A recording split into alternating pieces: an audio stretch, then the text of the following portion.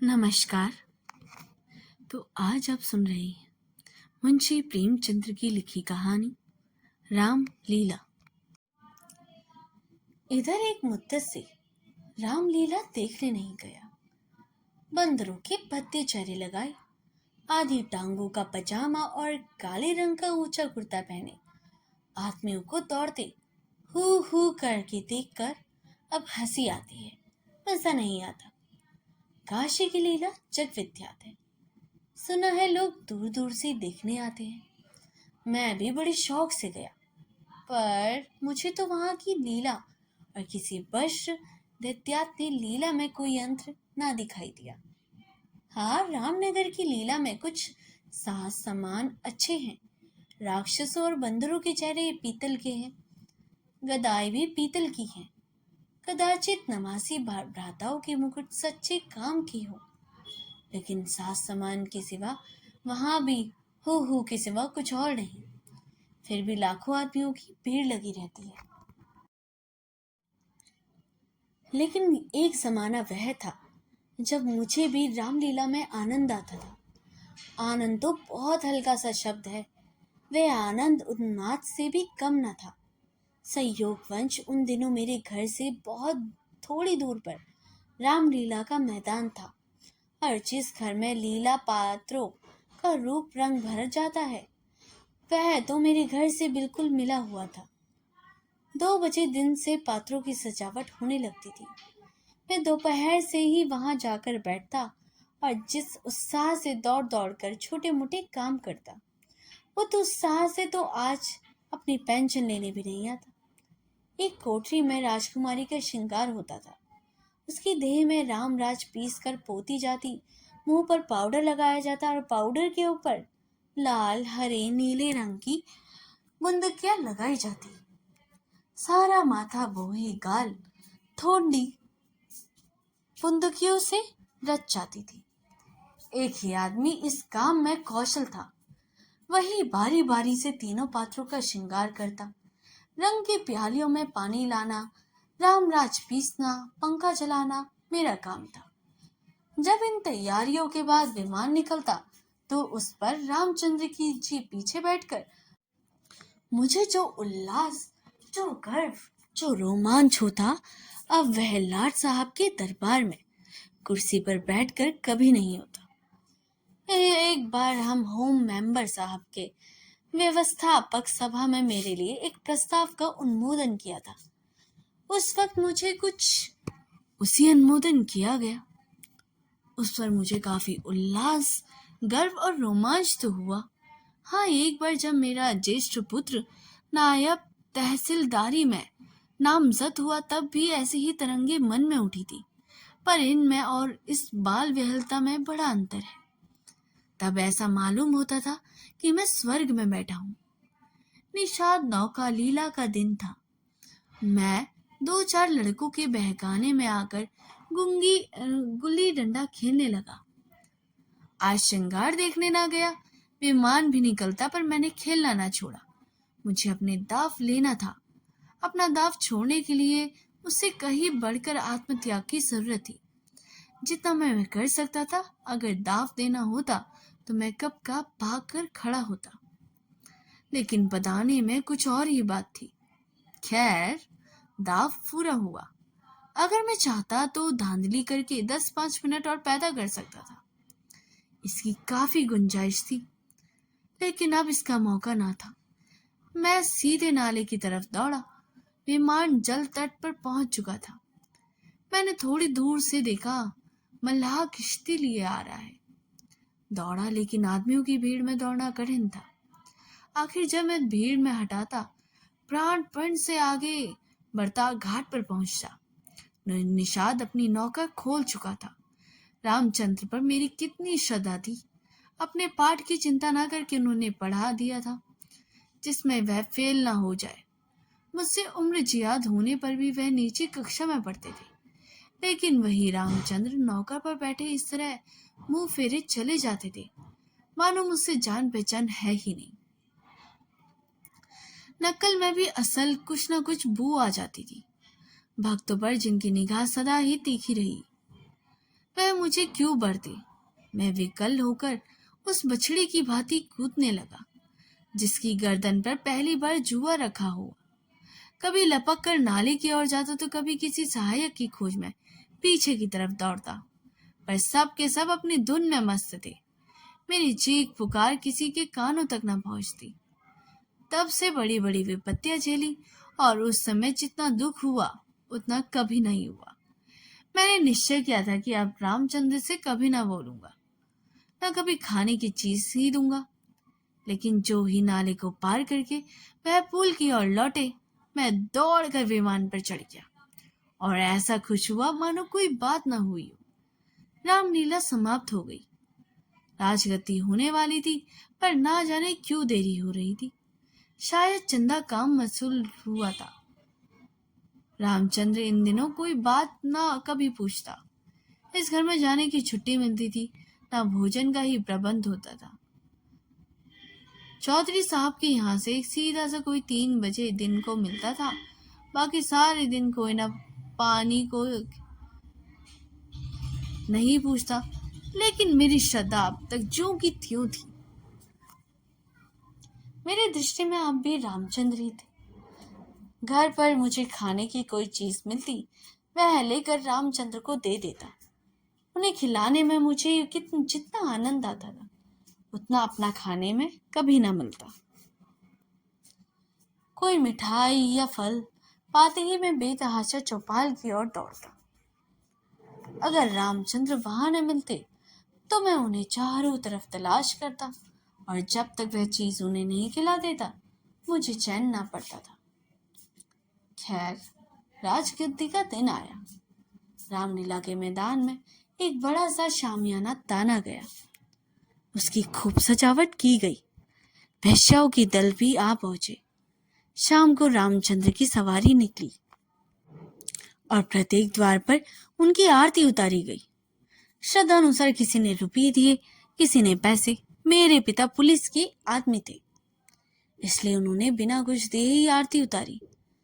उस वक्त मुझे जितनी लज्जा आई उसे बयान नहीं कर सकता। मेरे पास उस वक्त संयोग से पहले 1 रुपया था। मेरे मामा जी दशहरे के पहले आए थे और मुझे 1 रुपया दे के गए। उस रुपये में मैंने रख छोड़ा था। दशहरे के दिन भी उसे खर्च ना कर सका। मैंने तुरंत वह रुपया लाकर आरती की थाली में डाल दिया। पिताजी मेरी ओर कुपित नेत्रों से देखकर रह गए। उन्होंने कुछ कहा तो नहीं, लेकिन मोह माया ऐसा बना लिया जिससे प्रकट होता था कि मेरी इस दृश्यता से उनको रोब में बट्टा लग गया। रात के 10 बजते बजते यह प्रक्रिया पूरी हो गई। आरती की थाली रुपए और पैसों से भरी हुई थी। ठीक तो नहीं कह सकता, मगर अब ऐसा अनुमान होता था कि 400-500 रुपए से कम न थे। चौधरी साहब इनसे कुछ ज्यादा ही खर्च कर चुके थे। उन्हें इसकी बड़ी फिक्र हुई कि किस तरह कम से कम 200 रुपए तो वसूल हो जाए, और इसकी सबसे अच्छी तरकीब उन्हें यह मालूम हुई कि वेश्याओं द्वारा महफिल में वसूली हो।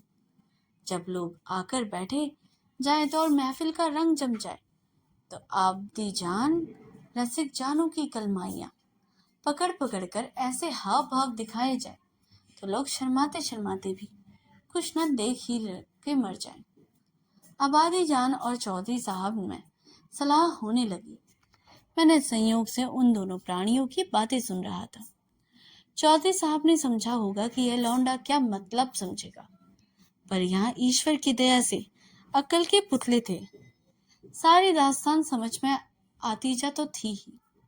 चौधरी, सुनो आबदी जान, यह तुम्हारी जाति है। हमारा और तुम्हारा कोई पहला सभी का तो नहीं। ईश्वर ने चाहा तो यहाँ हमेशा तुम्हारा आना जाना लगा रहेगा। आपकी चंदा बहुत कम आया, नहीं तो मैं तुम्हें इतना इसरार न करता। अब आबादी, अब मुझसे भी जमींदारी चाले चलती है। क्यों? मगर यहाँ हुजूर की दाल ना गलेगी। वाह, रुपए तो मैं वसूल करूं और मूछों पर ताव आप दे। कमाई का अच्छा ढंग निकाला है। इस कमाई से तो वाकई आप कुछ दिनों में राजा हो जाएंगे। उसके सामने जमींदारी झक मारेगी। बस कल से ही एक चकला खोल दिया जाएगा। खुदा की कसम माला माल हो जाएंगे। चौधरी, तुम दिल लगी करते रहे हो और यहाँ काफिया तंग हो रहा है। आप भी तो मुझी से उस्तादी कर रहे हो। यहाँ आप जैसे काइयों को रोज उंगलियों पर नचाती हो। चौधरी, आखिर तुम्हारी मंशा क्या है? आबादी, जो कुछ वसूल करूं उसमें आधा मेरा और आधा आपका। लाइए, हाथ मारिए। चौधरी, यही सही। अब आबादी, अच्छा तो पहले मेरे 100 रुपए गिन दीजिए, पीछे से आप अलसट कर लेंगे।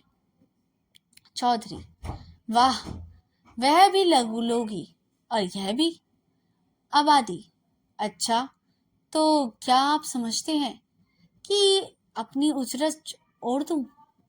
वारी आपकी समझ खूब क्यों ना हो। दीवाना बेकरारी दरवेश होशियार। चौधरी, तो क्या तुमने दोहरी फीस लेने में ठानी है?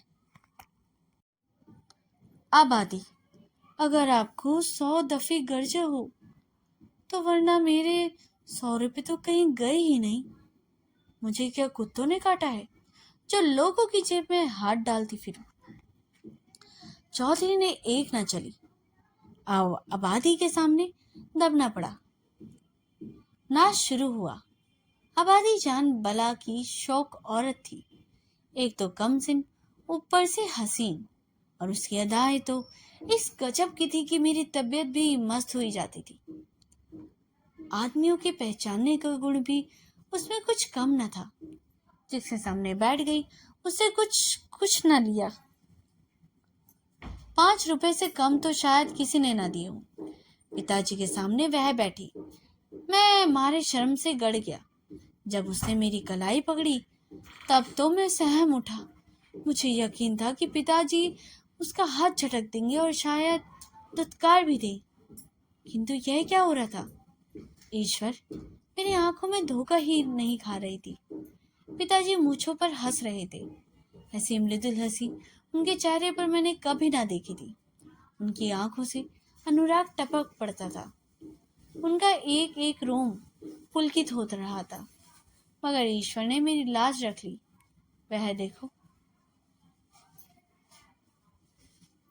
उससे धीरे से आबादी के कोमल हाथों से अपनी कलाई छुड़वा ली। अरे, यह फिर क्या हुआ? आबादी तो उनके गले में बाहें डाले देती है। अब पिताजी उसे जरूर पीटेंगे। चुड़ैल को जरा भी शर्म नहीं।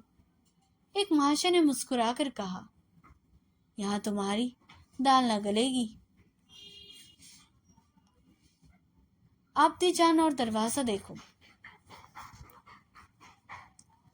बात तो इन महाशय ने मेरे मन की कही और बहुत ही उचित कही, लेकिन ना जाने क्यों पिताजी ने उनकी ओर कुपित नेत्रों से देखा और मूंछों को ताव दिया।